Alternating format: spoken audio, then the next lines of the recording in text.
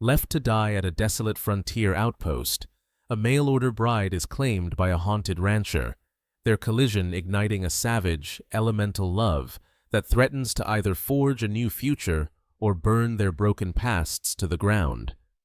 The wind doesn't just blow here, it scours. It's a living thing, a predator of heat and hope, and after 3 nights, it has stripped Abigail down to the bone. The first night, pride was a threadbare blanket. The second, the dying embers of a foolish, girlish faith. Now, there is only the cold. It's a physical presence, a weight on her chest, seeping through the cracked leather of her boots and up into her soul.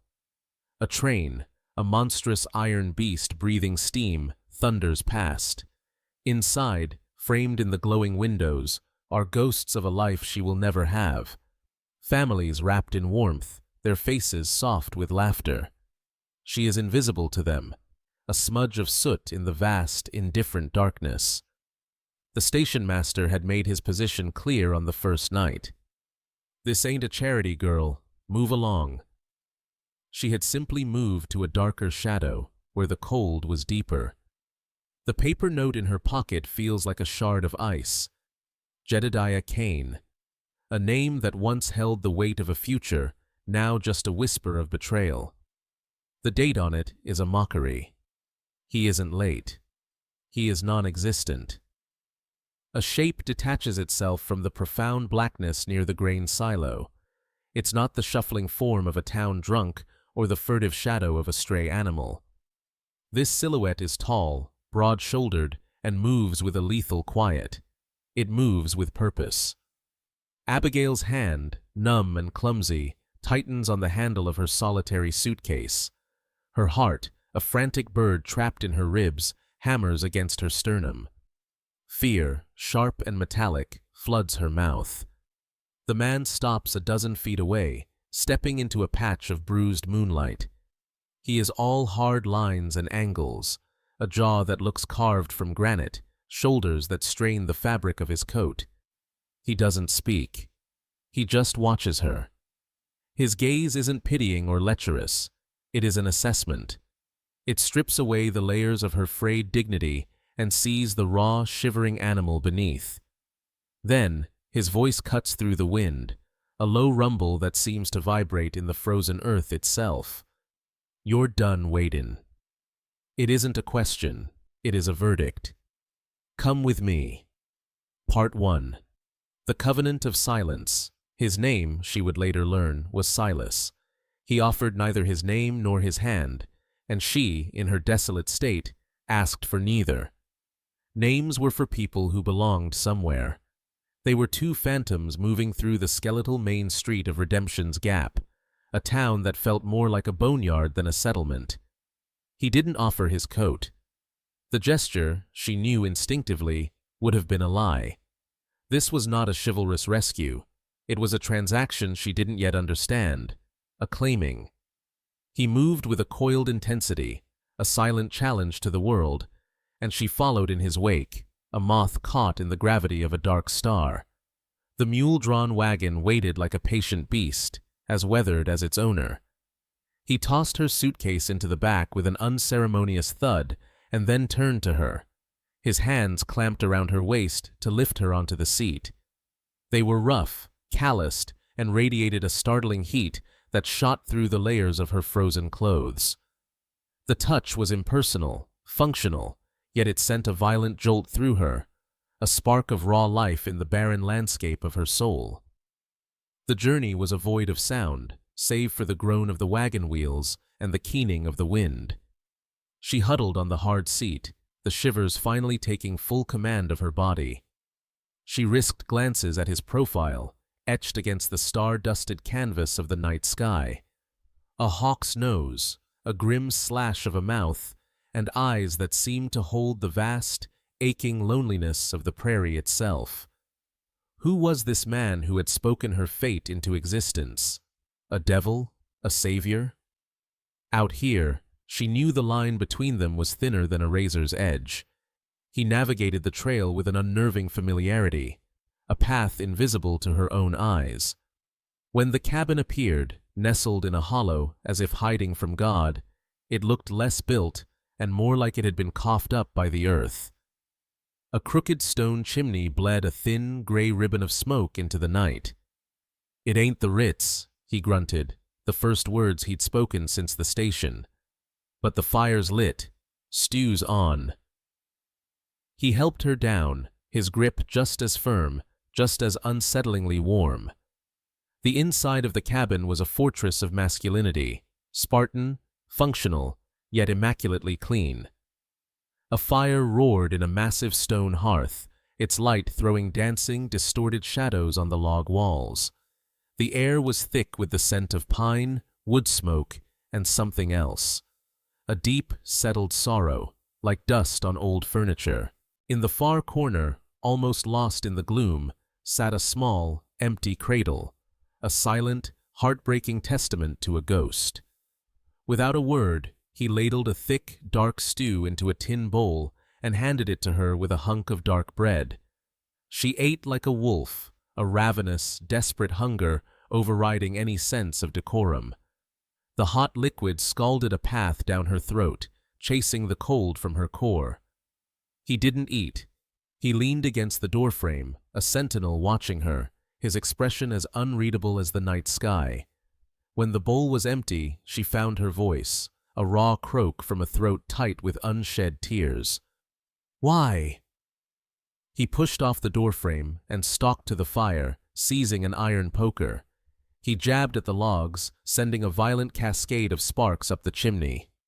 "Saw a coyote once," he said, his back to her, his voice a low growl. "Leg caught in a trap, chewing itself free. Wasn't about saving it. Was about respecting the fight." He turned, and his eyes, the color of a gathering storm, pinned her in place. "I saw the fight in you. Now, you can stay. You'll work for your keep. Or you can walk come morning. The world don't care. Neither do I." But he did, she realized with a sudden, chilling certainty. He cared more than he would ever admit. He had seen a reflection of his own trapped soul in her eyes. That night, she slept on a pallet by the fire, wrapped in a coarse wool blanket that smelled of him, of smoke, sweat, leather, and a profound, solitary strength. And for the first time since leaving home, she did not dream of the past. She dreamed of a cleansing fire. Part 2. The Language of Scars. Mornings in Silas's world were a silent, disciplined ritual. He moved in the pre-dawn gloom with a fluid economy of motion, a man who had long ago stripped life down to its barest essentials. He would stoke the fire, brew coffee that was more grit than liquid, and be gone into the gray landscape before the sun had crested the ridges. Her instructions were left on a slate by the hearth. Muck the stalls, feed the hens, chop the kindling, fetch the water. The labor was a brutal baptism, but Abigail welcomed it. The burn in her muscles was a clean pain, a righteous ache that cauterized the wound of her humiliation. Her hands, once soft and pale, became a roadmap of her new life. Blistered, then calloused, then strong. She learned the rhythms of the homestead not through instruction, but through observation and instinct. She learned the difference between the low nicker of a hungry horse and the soft coo of a contented hen. She learned the precise weight of an axe, the sharp, clean scent of split pine. She was earning her keep, yes, but more than that, she was forging a new self from the ashes of the old. The silence between them was a third presence in the cabin. It was not a peaceful quiet. It was a dense, charged atmosphere, heavy with unspoken histories and a simmering tension that was as palpable as the winter chill. They ate their meals at a small, scarred table, the scrape of their utensils on tin plates the only conversation.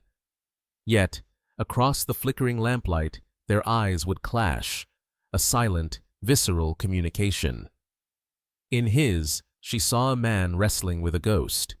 In hers, he saw a woman refusing to become one. It was a battle of wills, a magnetic and terrifying pull that neither dared to acknowledge. One afternoon, a sliver of wood from the kindling embedded itself deep in her palm. It was a stubborn, vicious thing, and her attempts to remove it only drove it deeper. Silas entered the cabin, stamping the snow from his boots, and stopped dead. He saw the blood welling in her palm, the frustration tightening her face. He crossed the room in 2 long strides, his presence dwarfing the small space. "Give it here," he commanded, his voice leaving no room for argument. He took her hand. His touch was not gentle. His fingers were like iron, holding her steady as he produced a wicked-looking knife from his belt. With a surgeon's precision that seemed at odds with his brute strength, he laid open the skin and plucked out the splinter. Blood flowed freely. Before she could react, he lowered his head and closed his mouth over the wound. The sensation was a shockwave. It was intimate, primal, possessive. Her breath hitched. Her entire body went rigid. He drew the blood and poison from the cut, his gaze locked on hers over their joined hands. His storm-gray eyes were ablaze with an emotion she couldn't name, something far more complex and dangerous than mere kindness. He held her hand a moment too long after, his thumb stroking a slow, deliberate circle on her wrist before he released her and turned away as if nothing had happened. Abigail was left trembling, her palm tingling, her mind reeling. The powder keg of their silence had been lit. She began to push back, testing the invisible boundaries of his world. She baked bread, filling his stark cabin with a warm, defiant scent that was entirely hers. She found a stash of his late wife's things packed away in a trunk, a few books, a pressed flower, a half-finished piece of embroidery. She didn't hide them. She placed one of the books on the mantelpiece. She dared to dust the silent cradle. He never spoke of these changes, but he saw them. She caught the flicker in his eyes when he saw the book, the way his hand would clench and unclench when he passed the gleaming cradle. She was no longer just a stray he had sheltered. She was a presence, a will, a woman remaking his sanctuary of grief into something new. The breaking point arrived with a blizzard that descended from the mountains like a white devil, screaming and clawing at the cabin. They were sealed in, the world shrinking to the 4 log walls. The air grew thick, unbreathable. "You can't keep her locked in a box forever," Abigail said suddenly, her voice sharp enough to cut through the howl of the wind. She stared pointedly at the trunk in the corner. Her memory deserves more than dust and darkness. Silas, who had been staring into the fire, went rigid. "You know nothing about it." "I know a shrine when I see one," she retorted, her voice rising with a surprising ferocity. "This cabin, this silence, that cradle, it's a tomb. You're not honoring her, Silas. You're burying yourself with her." He spun on her, his face a mask of raw fury. "You have no right." "I have every right. I live here too," she cried, taking a step toward him. "I'm not another ghost to furnish your mausoleum. I will not be silent." He crossed the space between them in a heartbeat, his body radiating a dangerous heat. He backed her against the wall, his hands slamming into the logs on either side of her head, caging her. His face was inches from hers, his eyes blazing with a pain so profound it was terrifying. "You want to know?" he snarled, his voice a ragged whisper. "Her name was Elara, my wife. She died in that bed, drowning in her own blood, trying to give me a son who never drew a single breath. They are buried together on that hill. Is that enough for you? Is the truth ugly enough for you?" Tears, hot and sudden, streamed down her face, but she did not look away. "I wanted to know," she whispered, her voice breaking, "that I wasn't the only one in this room who was screaming." The fury in his eyes shattered, replaced by a wave of pure, unadulterated agony. A shudder racked his entire body. He sagged against her, his forehead coming to rest against hers. "Abigail," he breathed, her name a surrender. And then his mouth was on hers. It was not a kiss, it was a collision, a desperate, starving crash of two souls who recognized the geography of each other's scars. It was a kiss of rage and grief and a terrible, undeniable hunger. It was the sound of a long-locked door breaking open. Part 3. The Savage Bloom. The kiss annihilated the silence. What followed was a storm, a wild, untamed force that swept them both away. Their coming together was not gentle or tender.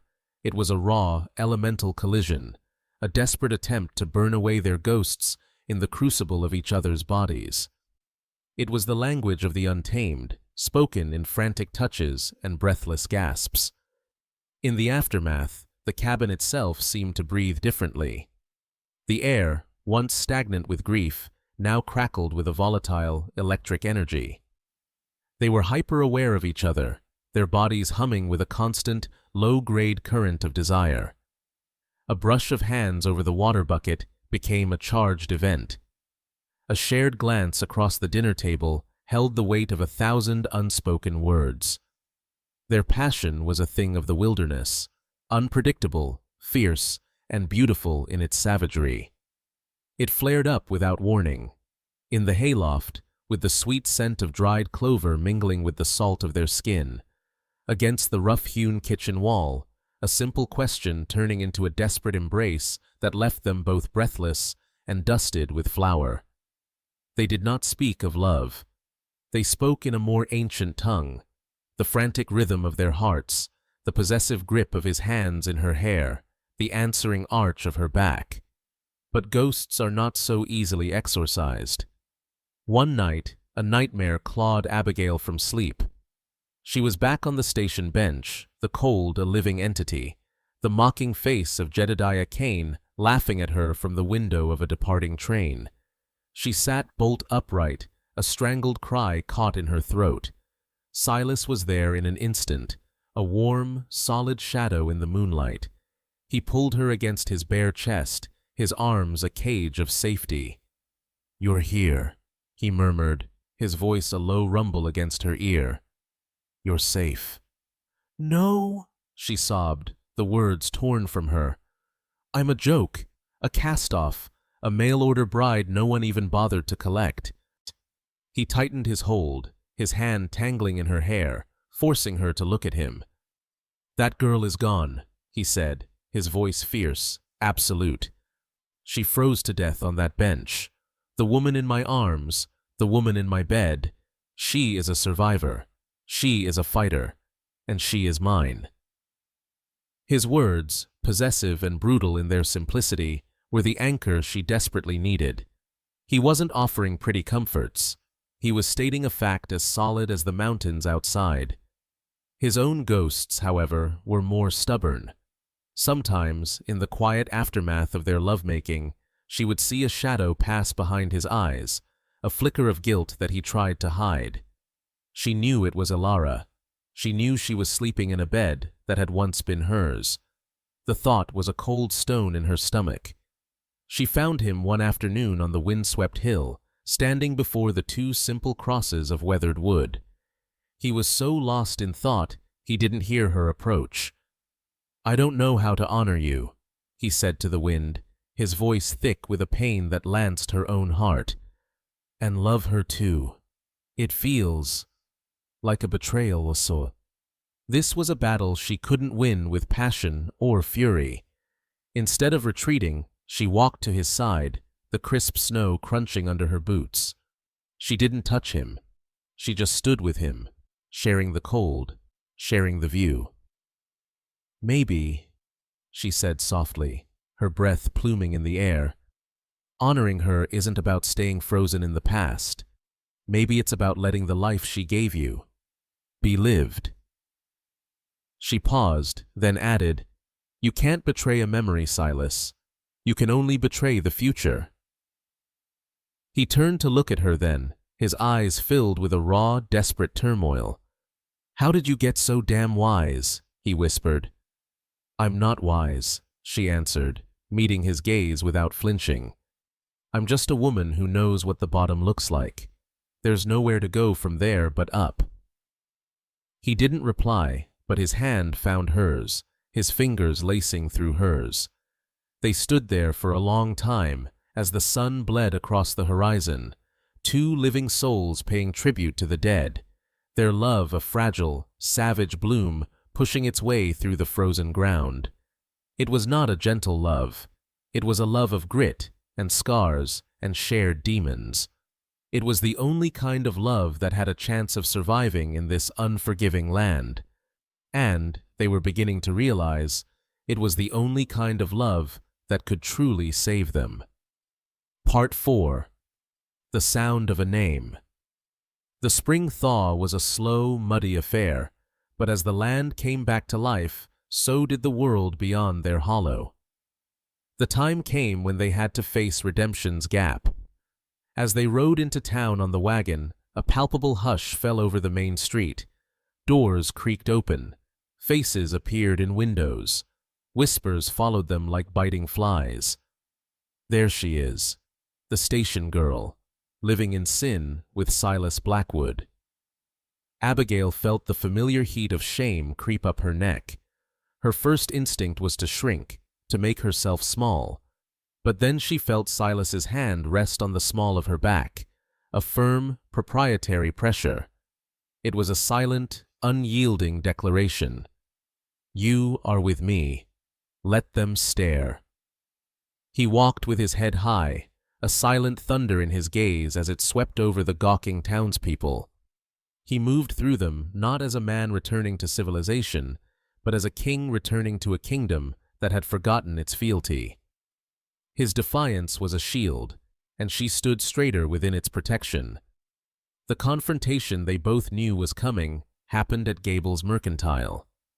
Martha Gable, a woman whose face was permanently soured from a diet of gossip and judgment, looked Abigail up and down as if she were something scraped off a boot. Well, well, she sniffed, her voice loud enough for the entire store to hear. Look what the wind blew in. I suppose you'll be wanting to put this on Blackwood's account?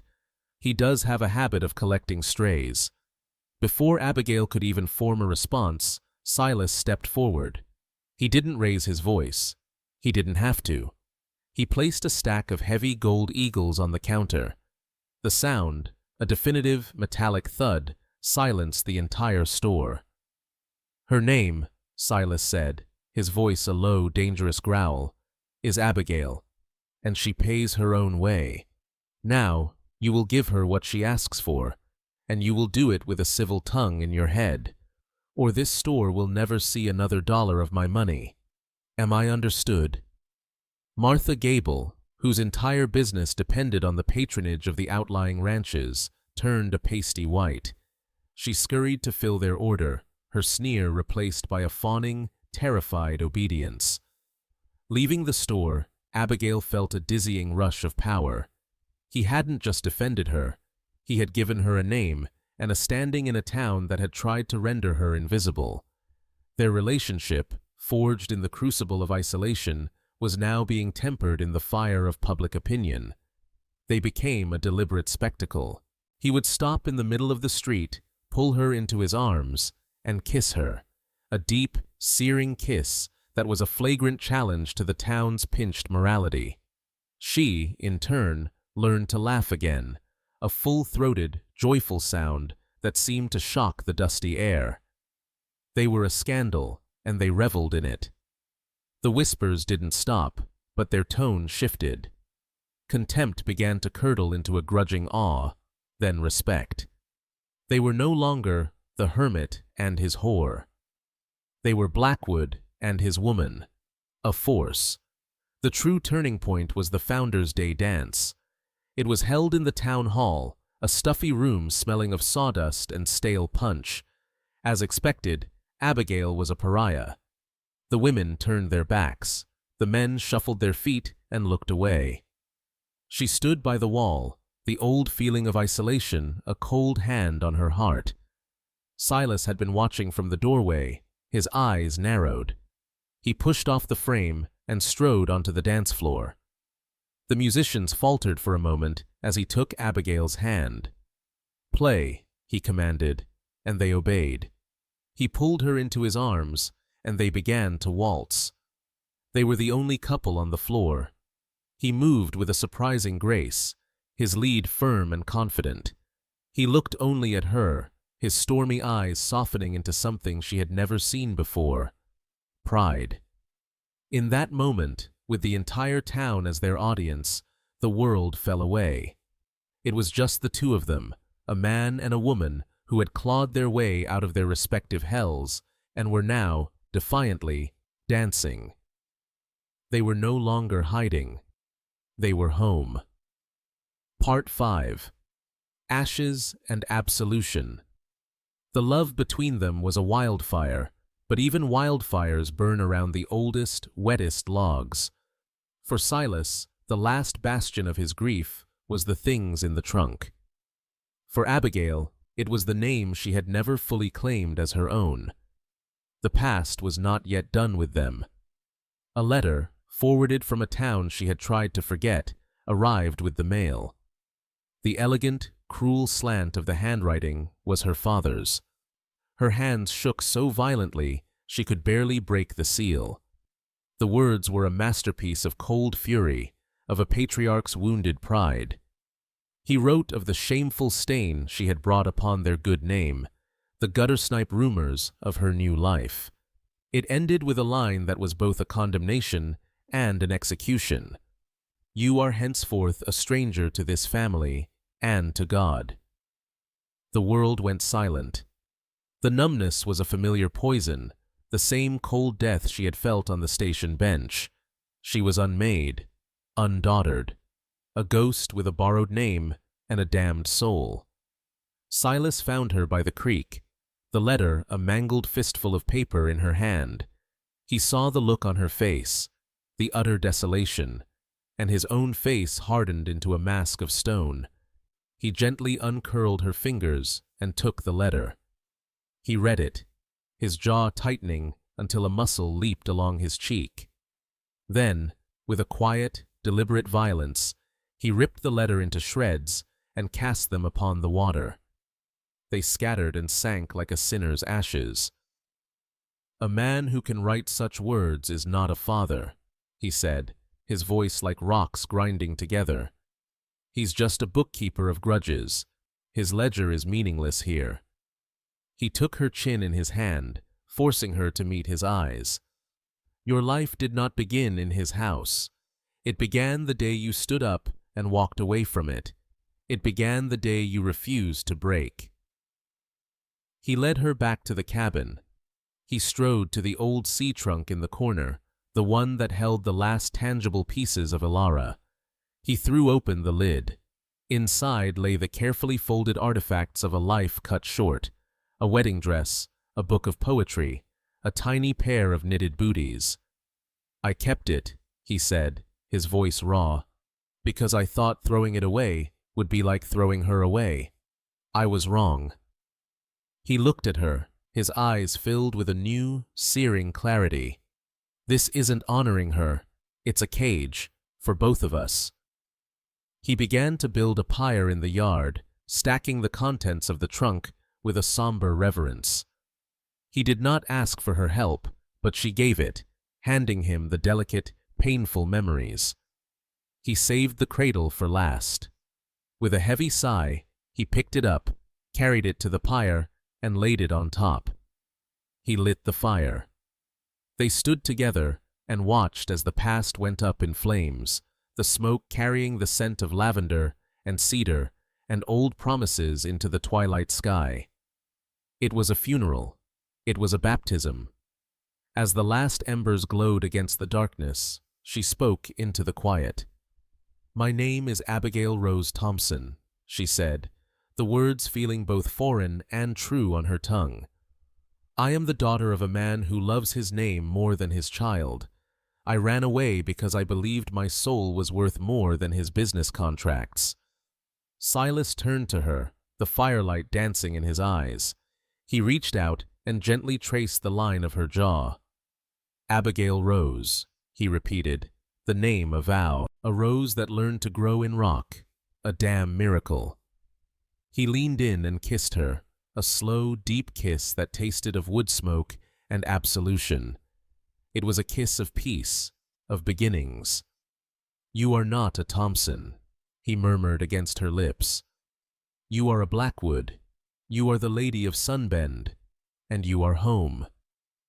In the warmth of the dying fire, surrounded by the ashes of their former lives, they were finally whole. Their broken pieces had not been discarded, but fused together in the flames, forged into something new, something stronger than they had ever been apart. Part 6. The Bend of the Sun. Life found a new cadence.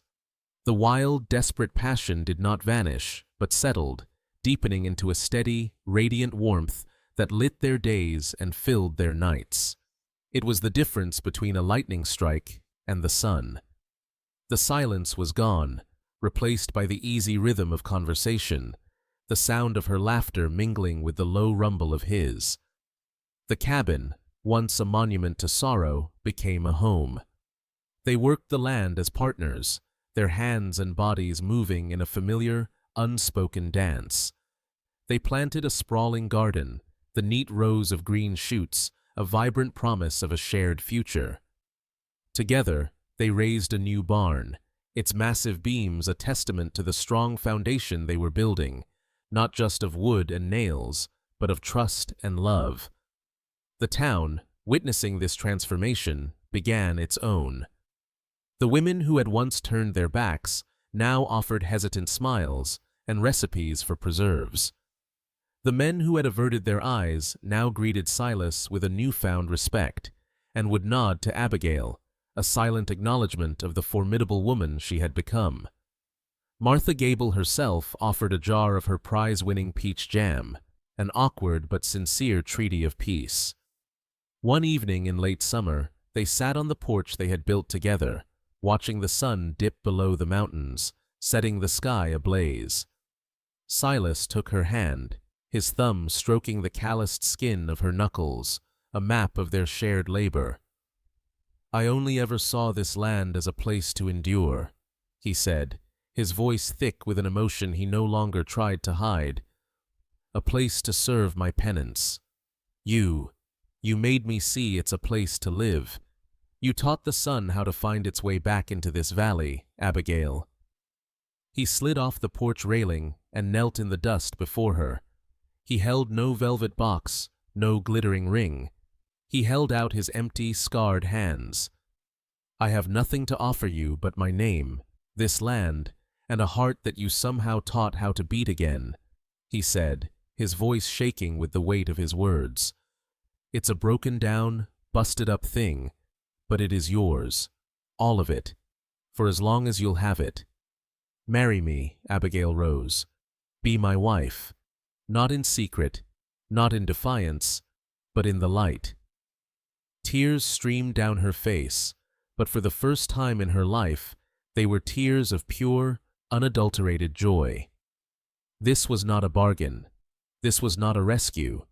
This was a proposal from her equal, her partner, her love. "Yes," she breathed, the word a prayer of thanks. "Yes, Silas. Always. Yes." He surged to his feet and swept her into his arms, his triumphant laugh echoing off the mountainsides.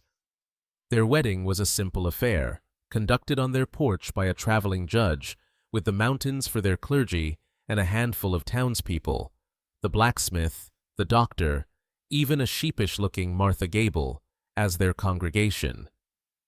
Abigail wore a simple cream-colored dress she had sewn herself, and in her hair was a single, defiant wild rose Silas had picked for her that morning. As they said their vows, a new sign, hand-carved by Silas, hung over their door. It didn't read Blackwood Ranch. It read Sunbend. Because, as Silas explained to anyone who asked, this was a place where they had learned a fundamental truth of the frontier and of the heart, that even after the longest, darkest, most desolate night, the world, if you were brave enough to see it, always and forever bends toward the light.